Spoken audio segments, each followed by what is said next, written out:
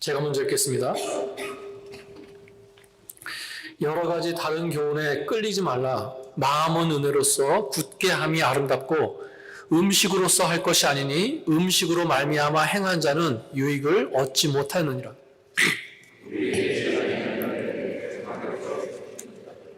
그 제단에서 먹을 권한이 없다. 이는 죄를 위한 짐승의 피는 대제사장이 가지고 성소에 들어가고 그 육체는 영문 밖에 불사름이라. 자기 피로써 백성에 거룩하게 하여 성문 밖에서 고난을 받으셨느니라. 그런즉 우리도 그의 치욕을 짊어지고 영문 밖으로 그에게 나아가자.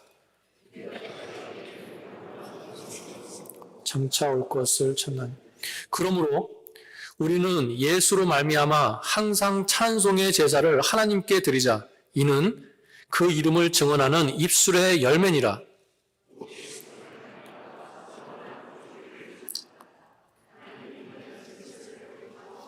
다 같이 읽겠습니다. 너희를 인도하는 자들에게 순종하고 복종하라.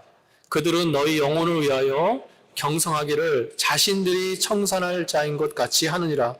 그들로 하여금 즐거움으로 이것을 하게 하고 근심으로 하게 하지 말라. 그렇지 않으면 너에게 유익이 없느니라. 아멘. 오늘 1월 마지막 째 주일이기 때문에 우리 복음에 관해서 말씀을 나누고 또 성찬식을 행하도록 하겠습니다. 히브리서 13장은요. 믿음의 삶에 대해서 말씀하고 있어요. 그러니까 그 앞에서 믿음에 대해서 쭉 말씀하다가 이제는 마지막 장에 와서 그럼 그 믿음을 가지고 어떻게 살아야 되냐. 그 구체적이고 실제적인 삶에 대해서 말씀하고 있는 것입니다. 그러면서 가장 처음에 뭘 얘기하고 있어요? 형제 사랑하기를 계속해라. 손님 접대하기를 잊지 마라. 갇힌 자를 생각하라. 학대받는 자를 생각하라. 이런 말씀들이 쭉 나오고 있습니다.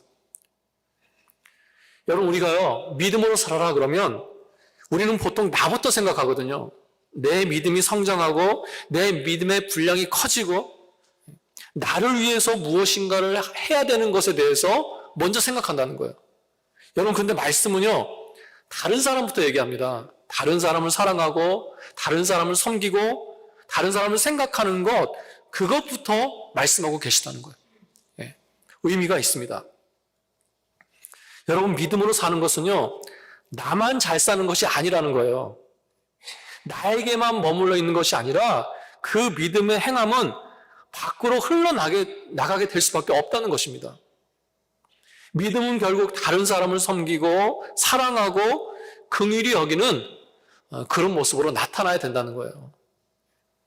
그 다음에 나를 말씀하고 있어요. 그 다음에. 여러분, 그런데요, 그 다음에 나에 대해서 말씀하시는데 그런 나에 대한 것은 또 뭐부터 말씀하십니까?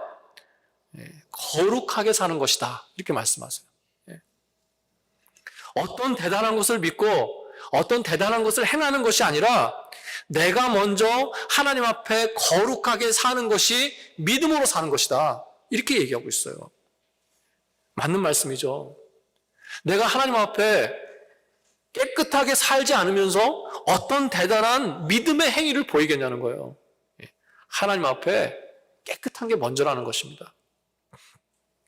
그래서 나의 거룩함에 대해서 말씀하면서 13장 4절을 보면요, 우리가 오늘 읽지는 않았지만 음행하는 자, 간음하는 자, 이런 걸 말씀하세요. 이것은 성적인 거룩, 육적인 거룩에 대해서 말씀하시는 거죠. 그 뒤에 5절을 보면 또 뭐라고 말씀합니까? 돈을 사랑하지 말라. 있는 것으로 족한 줄 알아라. 이것은요, 물질적인 것, 특별히 이 마음의 욕심에 대한 거룩함을 말씀하고 계시는 거예요. 왜 하필이면 나의 믿음의 삶에 대해서 얘기하면서 거룩에 대해서 얘기하면서 이 두 가지를 예를 들고 있습니까? 굉장히 많지 않아요? 예를 들게. 근데 이 두 가지를 예를 들어요. 성적인 것과 물질적인 것. 여러분, 이 두 가지는요, 세속적인 것을 대표합니다. 이 두 가지는 성경에서 늘 죄와 타락을 얘기할 때마다 단골로 등장하는 거예요. 여러분, 구약을 보세요.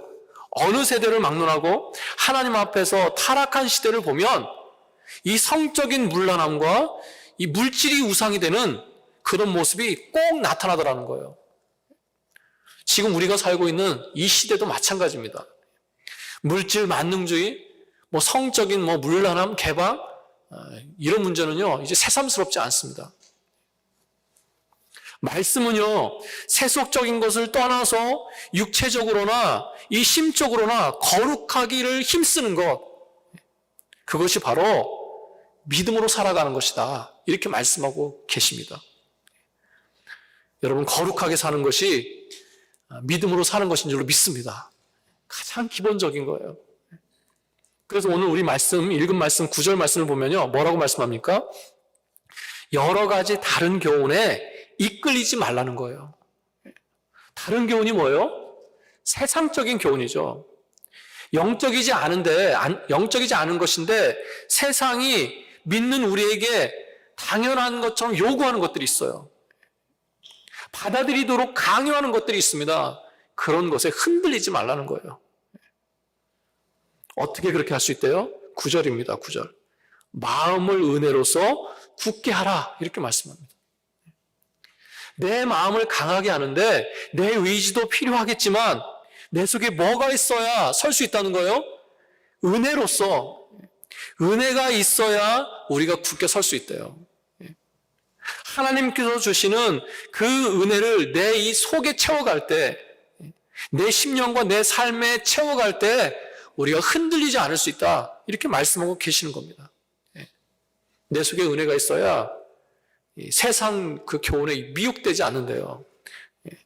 내가 거룩한 자로 주님 앞에 굳건히 설 수 있다. 이렇게 말씀하고 계시는 겁니다.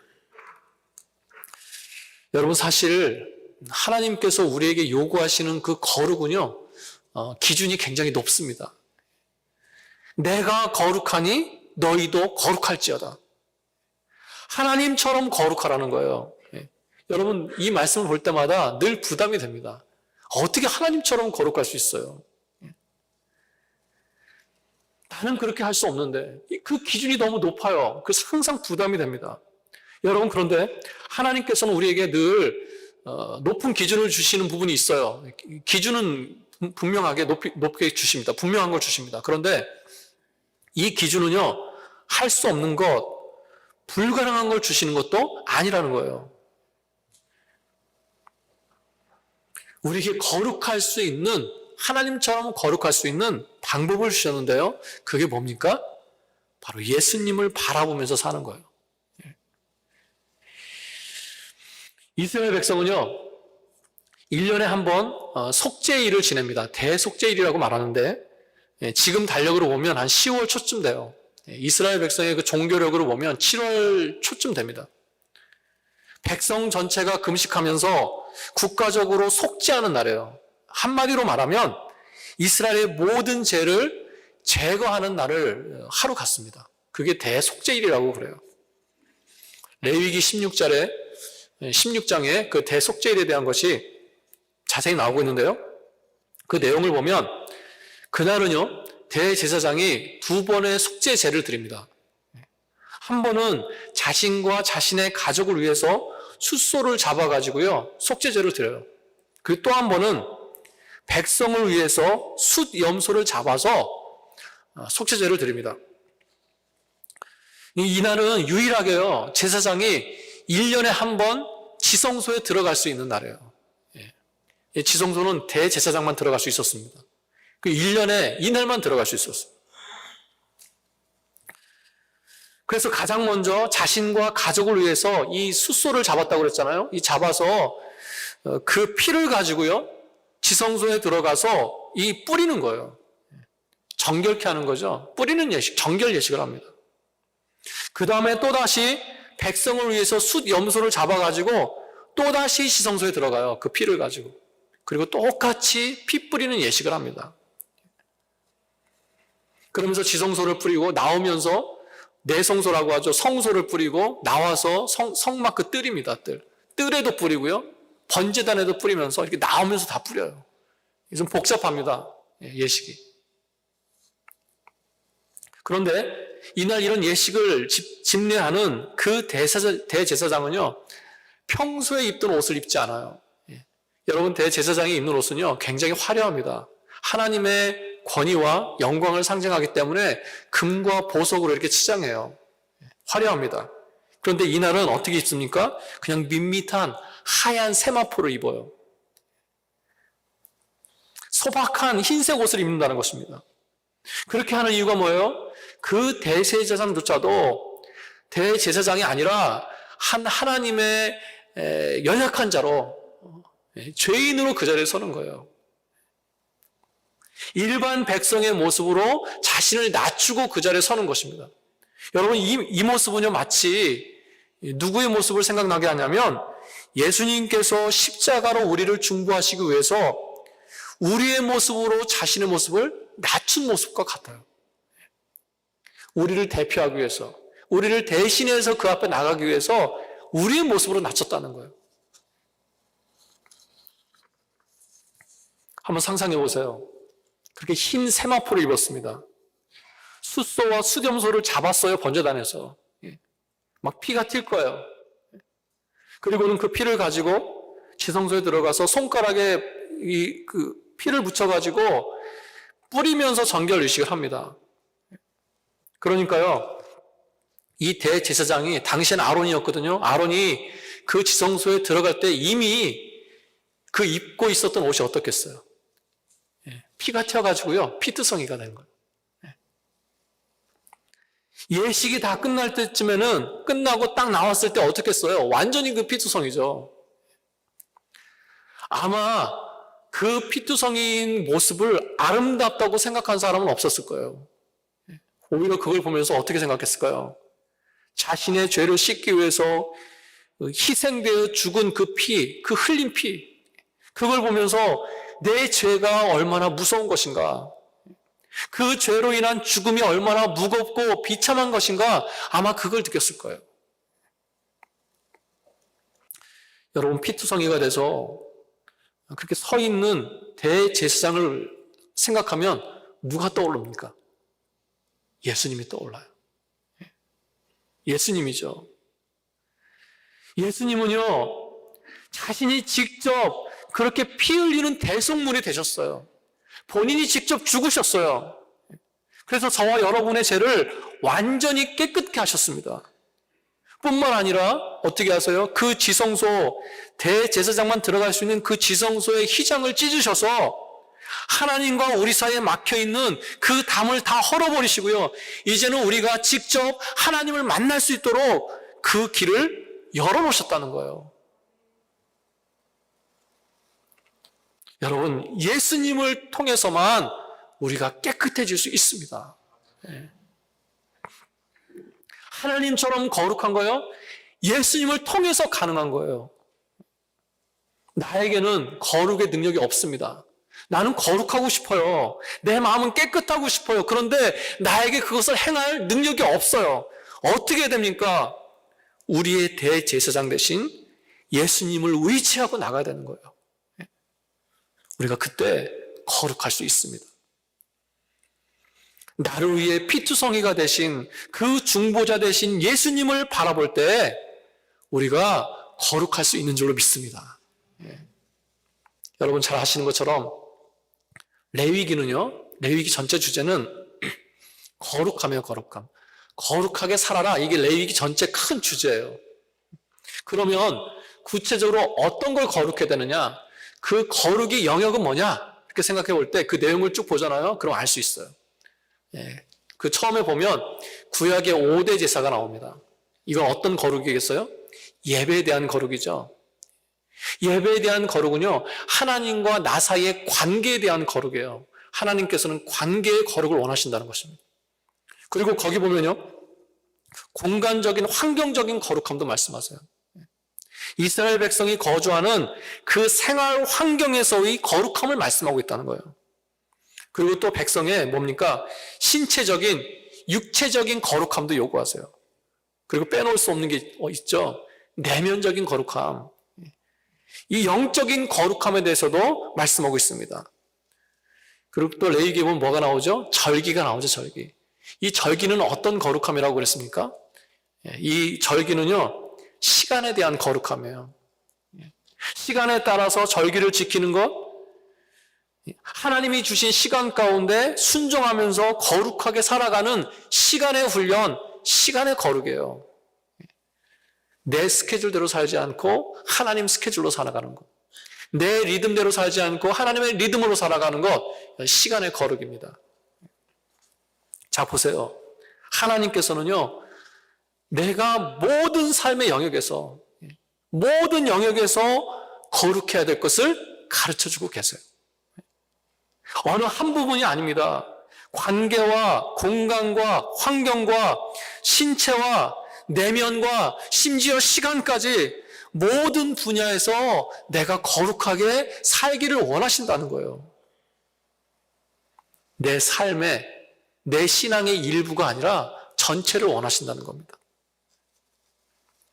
그러니까 얼마나 하나님께서 우리가 거룩하게 살기를 원하시는 거예요. 여러분, 그래서요, 이 말은 그런 뜻이 됩니다. 내가 모든 것에서 거룩한 것은 뭐예요? 내가 늘 예수님 중심으로 살아가는 것이다. 예수님 바라보면서 살아가는 것이다. 바로 이런 뜻이 되는 것입니다. 예수님을 바라보면서 나갈 때 여러분, 우리에게 거룩할 수 있는 능력이 있는 줄로 믿습니다. 그게 바로 믿음으로 사는 거라는 거예요. 두 번째, 또 한 가지 믿음으로 사는 것은 무엇인가? 그리스도의 고난에 동참하면서 사는 것입니다. 10절 이하에 보면요, 우리의 대제사장 되신 예수님의 그 고난에 대해서 말씀하고 있어요. 그러면서 13절에 뭐라고 얘기합니까? 그 치욕을 짊어지고 영문 밖으로 그에게 나아가자, 이렇게 얘기합니다. 치욕이 뭐예요? 십자가죠, 십자가.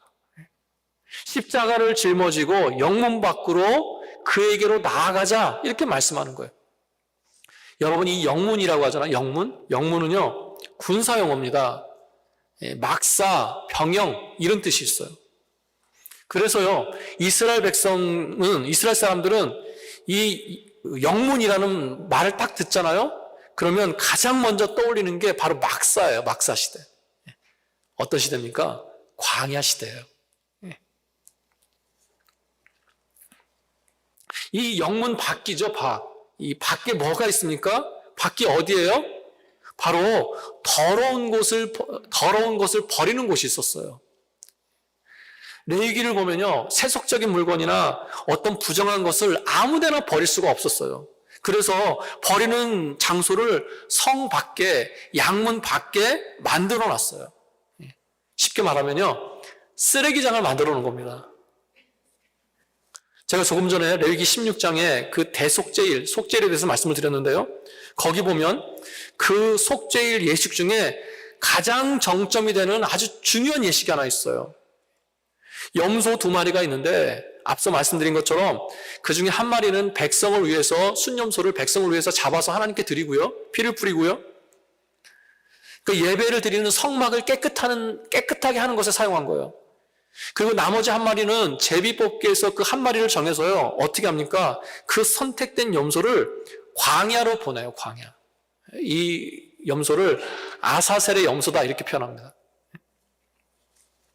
대제사장이 두 손으로 염소의 머리 위에 안수해요. 안수하면서 이스라엘 백성의 죄를 다 고백합니다. 무슨 뜻입니까? 어떤 상징이 있어요? 그 이스라엘의 모든 죄를 그 염소에게 전가한다는 거예요. 그리고는 그 염소를 어떻게 합니까? 미리 정해놓은 사람에 의해서 광야로 보내요. 광야로 보낸다라고 하는 것은 모든 백성의 죄가 그 진영 밖으로, 영문 밖으로 방출됐다, 제거됐다, 이런 뜻이에요. 그래서 그 염소가 떠날 때 하나님께서 어떻게 하십니까? 이스라엘의 모든 죄가 사라졌다, 내가 너희를 용서한다, 이렇게 선포하고 계세요. 그리고 그 염소는 어떻게 됩니까? 깊은 계곡이나 길이 끊어져서 다시 되돌아올 수 없는 그곳에 보내서요, 광야에서 죽게 하는 거예요. 이 아사셀의 염소는요, 모든 죄를 감당하고 대신 죽으러 가는 거예요. 여러분, 이번에도 누가 생각납니까? 예수님이에요, 예수님. 여러분, 예수님이 십자가에 달리신 곳이 어디입니까? 골고다 언덕이죠. 헬라어로는 골고다, 라틴어로는 갈보리라는 뜻이에요. 이 골고다라는 뜻이 뭡니까? 해골이라는 뜻이에요, 해골. 왜 이런 이름이 붙었어요? 그 언덕의 모양이 해골의 모양과 비슷하기 때문에 이런 말도 붙였지만 사실 그곳은요, 시체가 많이 버려지는 곳입니다. 유대인들은 시체를 어떻게 여겨요? 부정하게 여겼죠. 가까이 하지 않았습니다. 시체와 가까이 하거나 접촉하면 또 정결 예식을 또 했어요. 그러니까 골고다 언덕은요, 그들이 생각하기에 더러운 곳이에요. 가기를 꺼리는 곳입니다. 앞서 말씀하신 대로 표현하자면 영문 밖, 뭐예요? 쓰레기 버리는 곳이에요. 그 골고다, 그 영문 밖, 그 예루살렘 성 밖에는요, 쓰레기 버리는 곳입니다. 여러분, 이 의미가 다가오십니까?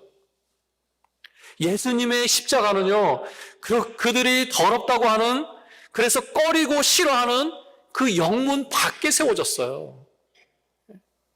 쓰레기장 위에 세워졌다는 것입니다.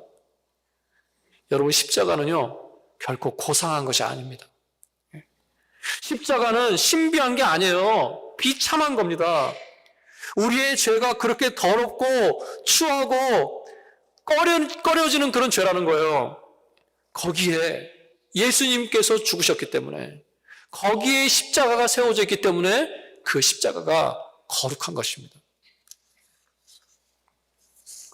사람들이 더럽다고 하는 그곳에, 그 쓰레기장 위에 세워진 십자가, 여러분 너무나 역설적이지 않습니까? 마치 그 모습은요, 쓰레기 같은 인생, 해골같이 죽을 수밖에 없는 우리 인생 가운데 세워진 예수님의 십자가 같아요. 그렇게 죽으셨기 때문에 가장 더러운 곳이 가장 깨끗한 곳이 됐습니다. 사람들이 죽음을 생각하는 곳이 바로 생명이 있는 곳이 됐다는 거예요. 더러운 죄 가운데 죽을 수밖에 없는 내 인생이 예수님의 십자가가 세워져서 내가 깨끗해지고 내가 구원받았다는 것입니다. 여러분, 예수님은요, 막사 아니라 막사 밖에 계십니다. 영문 밖에 계십니다. 예루살렘 성 밖에서 죽으셨습니다. 그래서 말씀에서 우리도 치욕을 짊어지고 영문 밖으로 그에게로 나가자, 이 말씀이 뜻하는 바가 뭐겠어요? 예수님은 영문 밖에 계시니까, 십자가는 영문 밖에 서 있으니까 그것을 바라보면서 나의 십자가를 지고 그 예수님께 가자는 거예요. 예수님께서 가신 그 길을 바라보면서 따라가자, 이렇게 말씀하고 있는 겁니다. 성령께서 이 말씀의 의미를 저와 여러분의 심령에 새겨주시기를 바랍니다. 네. 여러분, 그런데 우리는요, 자꾸 예수님이 안 계신 이 영문 안에 머물고 싶어요. 네. 영문 안이 어디입니까? 예루살렘 성 안쪽이 어디예요? 거기는 안락한 곳입니다. 안전한 곳이에요. 눈에 보기에 깨끗하고요, 살만한 곳입니다. 뭔가가 갖춰져 있기 때문에 내가 누릴 수도 있고 즐길 수도 있는 그런 곳이에요. 여러분, 그런데 영문 밖은 어디입니까? 지저분하고 소외되고 환영받지 못하는 곳이에요. 오히려 사람들이 싫어하는 곳입니다. 피하는 곳이에요. 심지어 핍박하는 곳입니다. 그런데 십자가는 거기 세워져 있다는 거예요. 예수님은 거기 계시다는 거예요. 지금 말씀이 우리에게 뭐라고 말씀하는 겁니까? 그렇게 눈에 보기에 고상하고 좋아 보이는, 실제로도 좋은 그곳을 떠나서 너의 십자가를 지고 예수님의 십자가가 세워져 있는 영문 밖으로 나가라는 거예요. 그에게로 나아가라. 바로 거기에 서 계신 예수님께 나아가라. 어떻게 하고요? 나의 치욕을 가지고, 십자가를 가지고, 바로 그것이 거룩하게 살아가는 것이고요, 믿음으로 살아가는 것이다, 이렇게 말씀하고 계시는 겁니다. 여러분, 이게 가능하시겠어요? 어떻게 이렇게 할 수 있어요? 여러분, 지금 나의 영문 안은 무엇입니까? 내가 예수님보다 더 즐거워하고 내가 더 의지하고 더 중요하게 생각하는, 그래서 선뜻 영문 밖을 선택하고 그 길을 가지 못하게 하는 나의 영문 안은 뭐냐는 거예요. 반대로 저와 여러분의 골고다는 어디입니까? 내 십자가가 세워져야 될 영문 밖은 어디예요? 가정이세요? 자녀입니까? 남편이에요? 아내가 내 영문 밖입니까? 여러분, 내 일터나 내 사역지가 골고다입니까? 너도 나처럼 십자가를 지고 치욕을 짊어지고 나 있는 대로 와라, 이렇게 지금 말씀하고 계시는 거예요. 여러분, 지금 나는 영문 안에 서 있습니까? 영문 밖에 서 있습니까? 지금 내가 스트럭을 하는 곳이 어디예요? 나는 지금 내가 가지고 있는 걸 누리면서 영문 안에서 안주하기를 기뻐하고 있습니까? 아니면 그 힘든 십자가가 세워진 영문 밖에 나가는 것을 기뻐하고 있습니까? 여러분, 분명한 것은요, 십자가는 좋은 곳, 편안한 곳, 환영받는 것은 아니라는 거예요. 여러분, 기억하세요? 제가 히브리서 말씀을 몇 번 나누면서 이 히브리서 말씀을 받아보는 당시의 성도들은 어땠다고 그랬습니까? 처음에는 참 좋은 신앙을 가졌었다고 그랬어요. 그런데 핍박과 고난이 길어집니다. 예수님을 기다리는 기다림이 길어져요. 또 삶의 고달픔이 더 심해집니다. 그래서 어떻게 했어요? 자신들의 그 십자가를 버려두고요, 다시 영문 안으로 들어갔어요. 그래서 그런 성도들에게 오늘 말씀하고 있는 것입니다. 너희는 영문 밖에 서 있는 사람들이야. 그 자리가 힘들다고, 고난이 있다고 왜 다시 영문 안으로 들어가려고 하냐? 아니다. 십자가를 지고 예수님께서 서 계신 영문 밖으로 나가자. 예수님께 가까이 가자. 바로 이 말씀을 하고 계시는 것입니다. 여러분, 우리가 힘들고 어렵지만 그 길을 갈 수 있는 것은요, 바로 거기에 우리 주님이 먼저 서 계시기 때문인 줄로 믿습니다. 거기에 주님이 계시지 않으면 내가 갈 이유가 없어요. 그렇지 않습니까? 내가 거기에 갈 거냐 말 거냐 결정하는 것은요, 환경 때문이 아닙니다. 어떤 대상 때문이 아니에요. 거기에 예수님이 계시기 때문에 내가 가는 거예요. 그러면요, 거기에 십자가가 있어도 내가 가지고 갈 수 있습니다. 나에게 어떤 것이 있든지 거기에 예수님이 계시는 게 분명하다고 한다면 우리는 갈 수 있어요. 그냥 가면 돼요. 내가 가는 그 길 끝에 예수님이 서 계신 것이 분명할 때, 하나님께서 인정하시는 것이 분명하다고 할 때 우리는 십자가를 지고 갈 수 있습니다. 그러면 그 쓰레기장 같은 그곳을 구원의 장소로 바꾸신 것처럼, 그곳에 십자가를 세워서 죄의 문제를 해결하신 것처럼 내 삶의 문제가 바뀌고 내 삶의 그 어떤 것들이 형통되어지는, 해결되어지는 그런 역사가 나타날 줄로 믿습니다. 그 영문 밖에는요, 핍박도 있고 굶주림도 있고 오늘 말씀처럼 치욕도 있어요. 그런데 예수님조차도요, 그 핍박과 치욕을 당하신 곳입니다. 그러나 예수님이 계시기 때문에 거기에는 생명이 있어요. 살아나는 거예요. 거기에는 회복이 있습니다. 치유함이 있어요. 바로 저와 여러분이 서야 될 그런 자리라는 것입니다.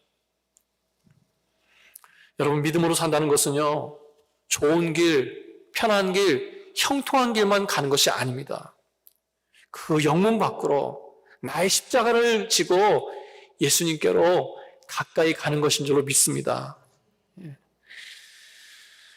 여러분, 두려워하지 마시고요, 담대함으로 우리 주님 앞에 영문 밖으로 나가시는 저와 여러분 되시기를 축원합니다. 왜 그렇게 능력의 자리, 고난의 자리에 나가야 되느냐? 그 이유도 말씀하고 계세요. 바로 14절입니다.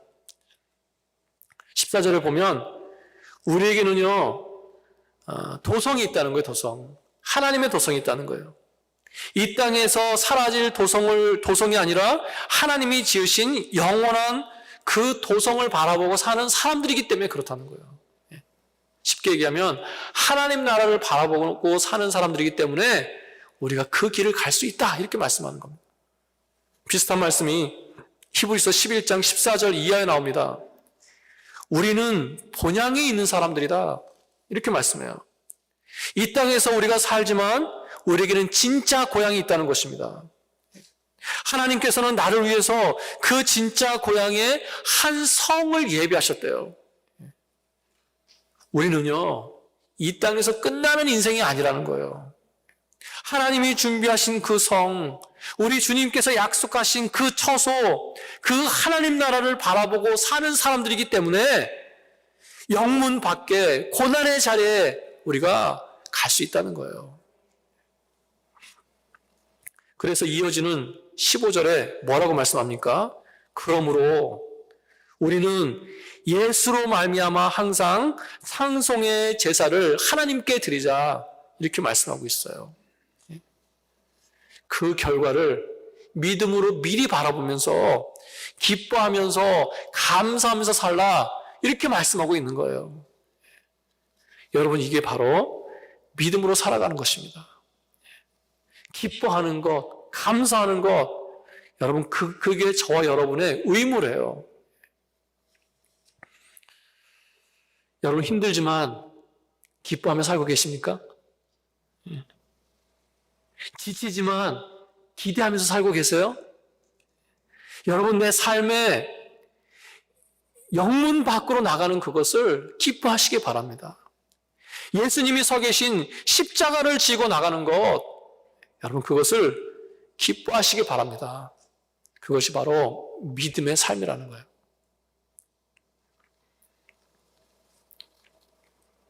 그러면서 나에게 또 뭘 주시겠다고 약속하세요? 15절 보세요. 15절 말씀은 그겁니다. 간증할 수 있는 입술의 열매를 주시겠대요. 그렇게 감사하고 기뻐하는 그 고백의 열매대로, 그 입술의 열매대로 하나님께서 응답하시겠다, 이렇게 약속하고 계십니다. 나에게 간증과 나에게 열매를 주시겠대요. 여러분, 믿음으로 살아가는 것은요, 거창한 것이 아닙니다. 오늘 말씀은 거룩하게 사는 것이 믿음으로 살아가는 것이다, 이렇게 말씀하고 있습니다. 여러분, 한 주 동안 살아가시면서 오늘 말씀에 이거 하나만 한번 붙들고 살아보세요. 내가 하나님 앞에서 거룩하고 경건하게 살려고 노력할 때 하나님께서 반드시 거기에 은혜를 올려놓으시는 줄 믿습니다. 내 일상의 삶 속에서 나를 깨끗게 하시고 나를 거룩하게 살게 하시는 그 예수님을 바라보면서 나의 모든 영역에서 예수님 중심으로 살아가길 힘쓰시는 저 여러분 되시기를 축복합니다. 그리고 내 삶의 영문 안에 안주하지 않고 예수님이 계시고 십자가가 세워져 있는 내 삶의 어떤 그 골고다, 거기에 기꺼이 내가 믿음으로 나가길 힘쓰시는 그런 저 여러분 되시기를 축원합니다. 아멘. 아멘.